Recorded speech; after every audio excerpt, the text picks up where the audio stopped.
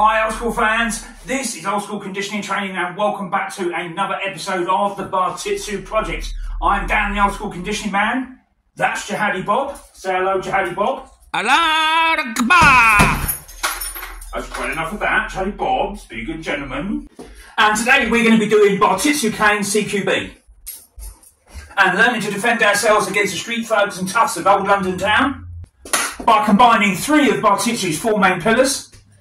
Boxing, to that, and the cane, and put together into a series of easy to do 3-strike drills. And as Bartitsu cane is CQB, all techniques we'll be doing in today's video will be done at no further than arm's distance, exactly as Edward William Barton Wright envisaged it to be done in his new art of self-defence with the Victorian gent Bartitsu. And well and truly giving Jihadi Bob the good news over a series of short drills, first one being hand and stick,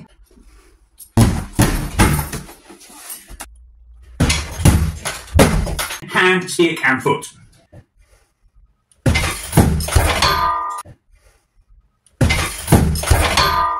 Then looking at using both ends and the shaft of the cane for highly effective stabbing, bludgeoning, CQB techniques with a cane that will work indoors and outdoors, whether you're pressed up against a wall, in a passageway or any confined space where you can't get the full swing of a stick.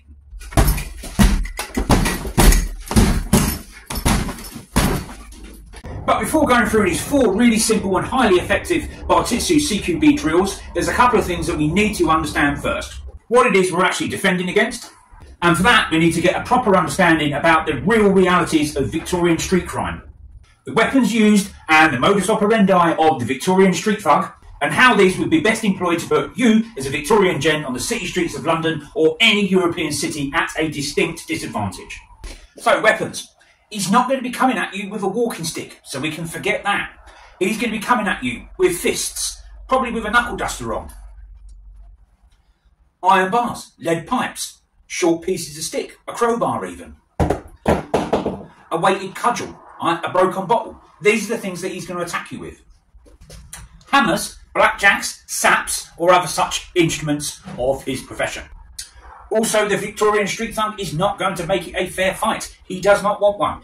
It is going to be a short-range blitz attack. And it will most certainly not look anything like this. Stand and deliver, governor. It's time to hand over your valuables, or we're going to turn you inside out.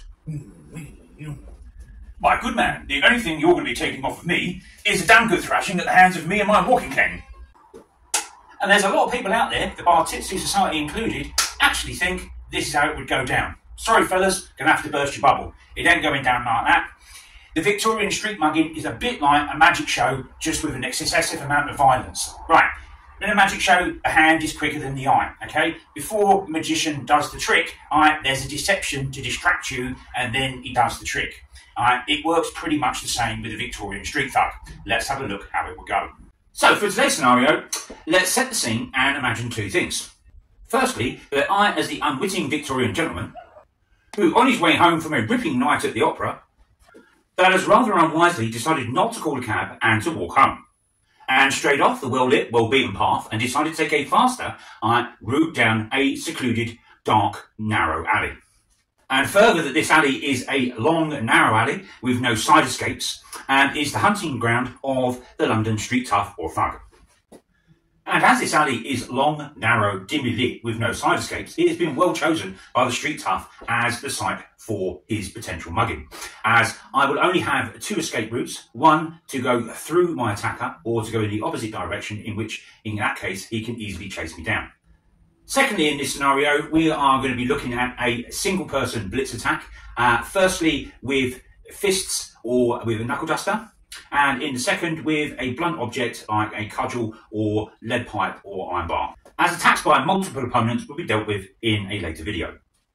So let's have a look at how the Victorian street tough might set up the three phases of his magic show: deception, distraction, and then assault.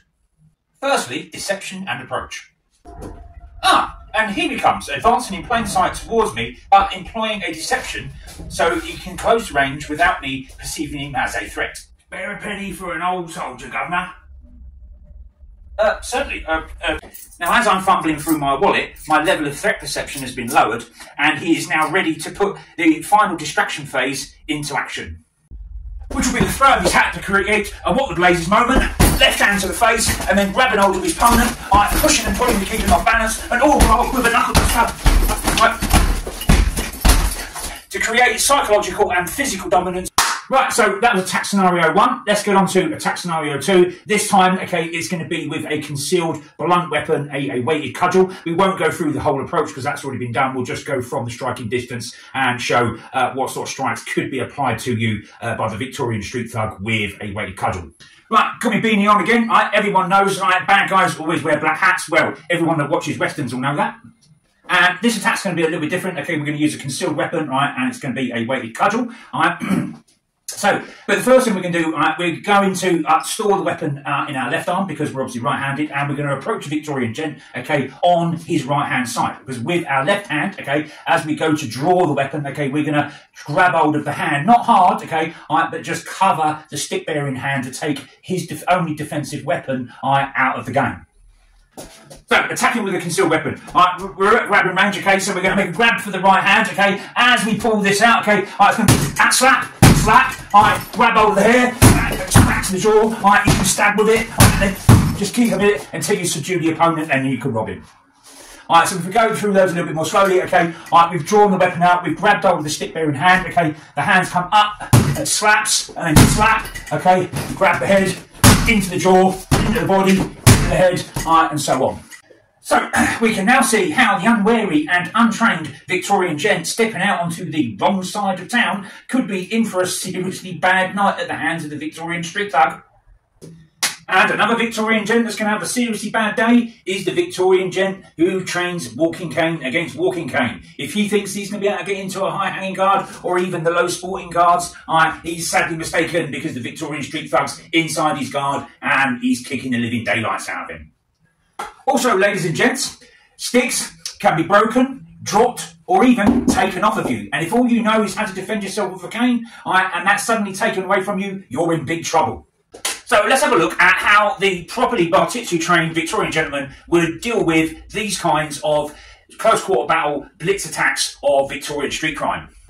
Starting off with Bartitsu CQB Drill 1, which deals with the left hand punch and grab and knuckle duster attack, using only 3 strikes, using hand and cane. And drill 1, as in all of the 4 drills, all start in the ready position, right? And it's in the natural walking position with the cane, okay? We're not using any of the forward low guards or the high hanging guards because you haven't got time in the blitz attack to get into those, okay? You're just going to get the bejesus beaten out of you. From the ready or natural walking position with the cane, first thing we're going to do is take the cane up into a reverse grip, okay? Because all leading and secondary strikes with the cane in these drills are done in reverse grip. Right, so if we turn towards the punch dummy, okay, we're here, okay, all we want to do is strike up, okay? Now, the reason we do it in reverse grip for this, okay, because it's stronger, because you're using all the muscles of your arm, your shoulders, your back, and if you push off the back foot, you can get into the leg, right? Aiming for the solar plexus, don't go for his chin because you'll miss, but it's not going to be a strong strike, okay? It's just to knock him off balance a little bit, okay? Regain the initiative, but really blocking his left-hand strike to our face, okay? So there, okay? But we're also setting up for our own counter strike with our left hand. We're going to do the first strike and then a counter punch with our own left hand. So let's make sure we're in range. Okay, so from the ready or natural walking position, up, block the left hand of our opponent's hand, and then there, okay, in with our own punch. Okay, we're not stepping in. Okay, so 1, 2, there. 1, 2, there. 1, 2, there. Okay, 1, 2, there. Doesn't matter if this hand comes down a bit. Okay, now because we're not stepping into the punch, we want to make sure that we're getting turned through the waist for punching energy into our opponent's face, and we're getting full rotation for the last and the knockout strike of this combination. So the last strike in this combination is, so we've ended up here, okay, with our own left punch hitting our opponent in the face, okay, and we've drawn, okay, our our right shoulder backwards, okay, and we've got the cane in reverse grip, and all we're going to do is, as we retract the left hand, we're going to step backwards, all right, and strike round, okay, turning through the waist, all right, with a reverse grip strike of the cane. All right, so 1, 2, 3, okay, 1, 2, 3. All right, now let's have a look on the punch down. So let's get in. 1, 2, 3. There. Make sure we're in range. 1, 2, 3. There. 1, 2, 3. There. Right, so let's get on to the second Bartitsu CQB drill, and this time Jihadi Bob's really going to get the good news. And this drill comprises of both hand and stick, but this time it's going to be a lead left strike to cover our opponent's right hand punch in the first blitz attack, and then it's going to be 2 vertical strikes, one off of the reverse grip and then a normal grip strike off of our left hand coming through for a second horizontal strike. But this drill will also work off of the second blitz attack where our opponent attacks us with the cudgel, okay, because we're going to be striking first with the left hand, because in the second attack our opponent puts his left hand to stop us from using our only defensive weapon, i.e. the walking cane, and taking that out of the game. So we need to strike with our left hand first in both of these attacks. Now in the case of the first attack where the opponent throws a right punch at us, okay, we're just going to strike out with the left hand, okay. You can use a punch or a palm strike, it doesn't really matter, or you can just lift up the arm and that will take his right arm but with the shape of your arm, and it will push his punch just slightly out the way, and you're still chambering ready for the main strike with a stick. Okay, so let's make sure we're in range. Okay, so we're starting in the ready or the walking position with the cane, ready to go into a reverse grip with the cane. So the first one is going to be, I'm going to use a palm strike, so we're going to palm strike into the eye to push the opponent's head back just to regain the initiative. All right, there, okay, and I've pulled the stick back, okay, and the next step, okay, is to step back with my left foot and then sweep through with the horizontal strike in reverse grip. There, all right. So we'll do that again, okay. All right, so make sure we're in range. All right, so palm strike, step back, cut through. Then cut through. Alright, well, there's Jihadi Bob's in, is coming in out a little bit more. Don't think he's going to last too much longer. Right, so we'll do it again. Alright, so arm strike. Arm strike through the cane. Arm strike, cut through with the cane. Alright, now, there's going to be a third strike in this because they're 3 strike drills, okay, but it's a second horizontal cut, coming with the cane. Now, we're not going to be coming through in reverse grip, because if you come through like that, it's not as powerful as a forehand grip, but we're going to have to practice something that's not that much practiced in Bartitsu, but it's a very important part of it, and that's ambidexterity, okay. If we think when Pierre Vingy first did his first demonstration of Vingy the cane in 1899, it was very evident that he was using a lot of ambidexterity, because it was noted that he was swapping hands all the time, okay? And this will actually make it more difficult for your opponent to disarm you, because you've not always got your main striking weapon in one hand.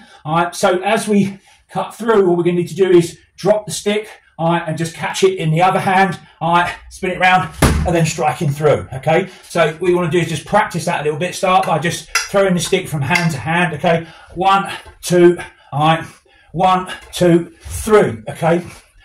1, 2, 3. 1, 2, 3. 1, 2, 3. Okay, so let's have a look at the 2 strikes, putting them together, okay? Alright, so we've done the palm strike, okay? I'm going to step back and cut through, there, okay? Catching it there in our forehand grip and stepping forward with the left leg, alright, cutting back through for the third and final cut. Alright, so let's have a look at how they all go together. So starting in the ready or the normal walking position with the cane, alright, he's throwing the right hand, palm strike, blocking his right hand, stepping back, cutting through, alright, into the normal grip, stepping back forward, and then striking again. So, there.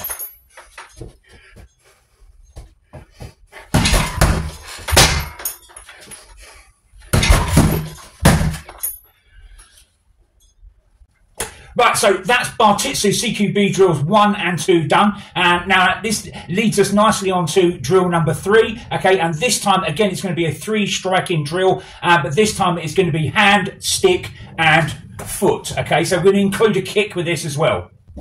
Again, this will work against both types of blitz attacks that we've covered earlier. But more importantly, the reason I'm putting this drill in because it fully illustrates actually the full comprehensiveness of the whole Bartitsu system used as it was intended to be done, with boxing, the cane and savate, the kickboxing, all used all at the same time throughout an entire striking drill. And something which is not actually done all that often in many Bartitsu videos, funnily enough. And I'm not going to spend too long going through this drill, okay, for 2 reasons. The first 2 strikes of this drill we've already pretty well covered in drills 1 and 2, okay, and also I don't think Jihadi Bob's got much life left in him after the beating he's had making this video. The only thing we're going to be adding that's going to be new, okay, as we step back, okay, we've gone through the cut, we just end up, with a low kick from savate. And that's just really there just in case our opponent has, not been hit with full force with the horizontal strike, okay, and it's just protecting us while we've got our backs turned to it. First of all, we're going to start off with a palm strike with the left hand. Okay, so so we're chambering the stick back, okay, and then stepping back with our left foot, striking through, okay, as we drop the stick and bring it in, striking in there, okay, all right. So let's do it again. All right, so palm strike, step back, cut through, kick, okay? Palm strike, cut through, step back, kick. So we'll just go through this 3 or 4 more times because I don't think Jihadi Bob's got much more left in him before he wheezes his last dying breath. Okay, so, all right, again, back into the ready position on the normal walking position with the cane, all right, and palm, there. Palm, there. Palm, there.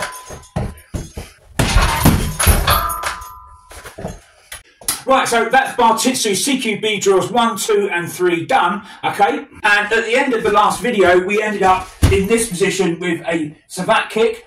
You could always follow this up with an extra, okay, bayonet strike in, okay? Which actually, funnily enough, leads us on to drill number 4, using close quarter barrel drills when you're too close for the cane to be used in any striking motion other than bayonet strikes, low stabbing strikes, the middle of the cane, and also using rolling bludgeoning motions of the cane itself. And you're going to be targeting the vital areas and pressure points of the body. So before we start going through a few options in drill 4, if we have a look at a cut down version of video that me and Big Pat from the Gasworks did on pressure point striking with the Uwara stick, okay, and you'll get a general idea of how efficient these can be. Oh, yeah, all right.